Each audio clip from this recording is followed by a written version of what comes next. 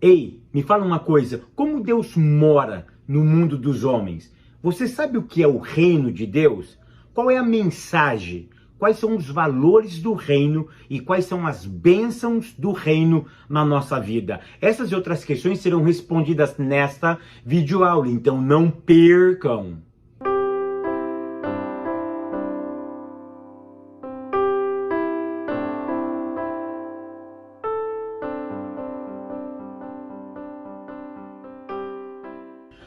A paz, queridos, que bom estarmos aqui novamente no nosso programa semanal da Escola Bíblica Dominical para hoje fazermos um encerramento da nossa série de estudos bíblicos baseado no tema A Igreja de Cristo e o Império do Mal. Para quem não me conhece, eu sou o pastor Fábio Segantin. Se você é novo aqui no nosso canal, não perca essa oportunidade, porque aqui do lado tem o botãozinho vermelho, clica nele e se inscreva, porque toda semana tem vídeo novo aqui no nosso canal. E se você for um inscrito, o YouTube vai lhe avisar quando eu postar algo novo no nosso canal. E não esqueça também de curtir esse vídeo, de deixar o seu comentário e de compartilhar, porque isso é muito importante para nós. Ah, e não esqueça, hein? Coloca o reloginho aí. Todas as segundas-feiras, 7 horas da manhã, o vídeo já estará no ar. O vídeo da Escola Bíblica Dominical, tá bom? Lição de número 13, que tem como título O Mundo de Deus no Mundo dos Homens. A leitura bíblica em classe se encontra no Evangelho de Mateus, capítulo 1, do verso 21 ao verso 23, e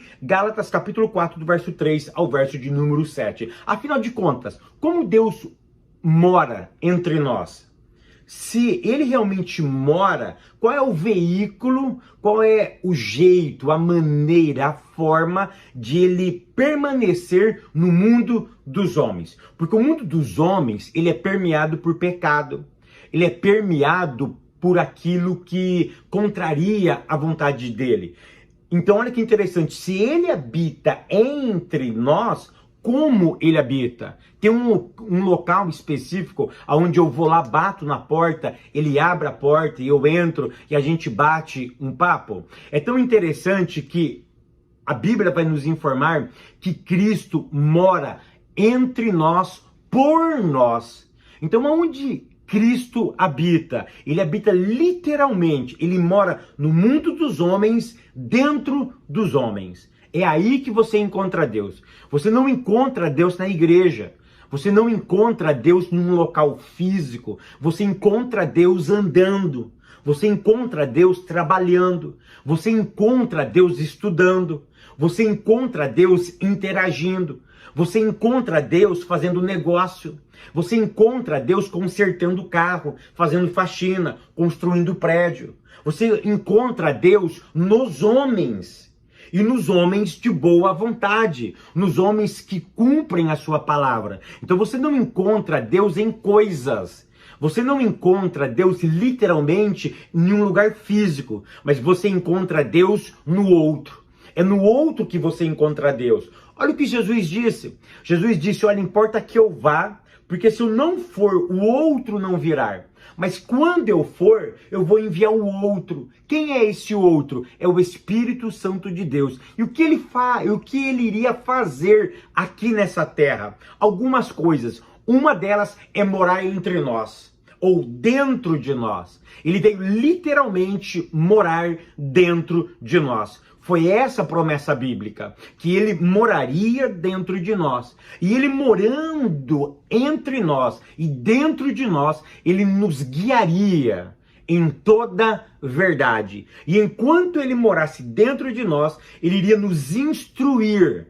E mediante nós lermos a sua palavra, ele iria iluminar a nossa mente, aquecer o nosso coração, para que nós cumpríssemos tudo aquilo que Jesus disse e ensinou neste mundo. Então, aonde Deus mora? Entre nós. Não, ele mora em nós. Ele mora dentro de nós. Tópico 1, o reino de Deus no mundo. Ponto 1, a encarnação de Cristo. A encarnação de Cristo, eu quero te ensinar 3 segredos poderosos sobre a encarnação de Cristo. A primeira coisa que a encarnação de Cristo me ensina, que a matéria não é má. Tá vendo esse corpo aqui? Os gregos nos ensinou que o corpo humano, ele é má, ou ele é mau. Então, nós precisamos definir bem claro que a nossa matéria, ela não é má. Esse corpo, ele está contaminado pelo pecado, mas a essência dele é boa. A essência dele é divina. Então, se eu entendo que a encarnação vem me ensinar quantas coisas? 3. Qual é a primeira? Que a matéria não é má. Qual é a segunda coisa que eu aprendo? Eu aprendo o seguinte, que a encarnação ratifica que o ser humano é a coroa da sua criação. O ser humano é a coisa mais importante que Deus criou. Deus não criou nada mais importante do que o ser humano. Então a encarnação, ela me ensina isso, que o ser humano é a obra-prima da sua criação. E qual é a terceira coisa que eu aprendo com a encarnação? Que Deus nunca abandonou a história. Por quê, Fábio? Porque Deus se fez homem. Se Deus se fez homem, a matéria então não pode ser má. Se Deus fez homem, ele está provando mais uma vez que o ser humano é a obra da sua criação. E se ele se fez homem, ele está deixando uma ideia muito intrínseca na nossa mente. Ele não abandonou a história. Ele está na história, se envolve na história. E esse envolver na história, literalmente, causou ou fez com que ele se tornasse homem, para ele viver a nossa própria história e para ele nos ajudar na nossa própria história. Ponto 2, a mensagem do reino. Todo reino tem que ter uma mensagem. Então, se Cristo veio e tabernaculou e morou entre nós, ele tem uma mensagem. E qual é a mensagem do reino? Olha o que diz Mateus capítulo 4 e o verso de número 7. Arrependei-vos, porque é chegado o reino dos céus. Então, qual é a mensagem do seu reino? Arrependimento. Mas é tão interessante que a palavra arrependimento, ela está fora de moda.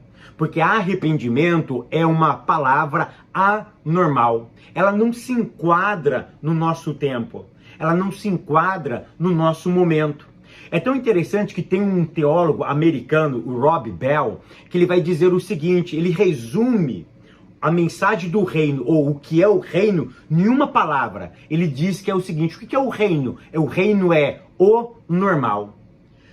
Para Rob Bell, ele afirma o seguinte, que tudo que é normal deveria ser o reino. Mas o normal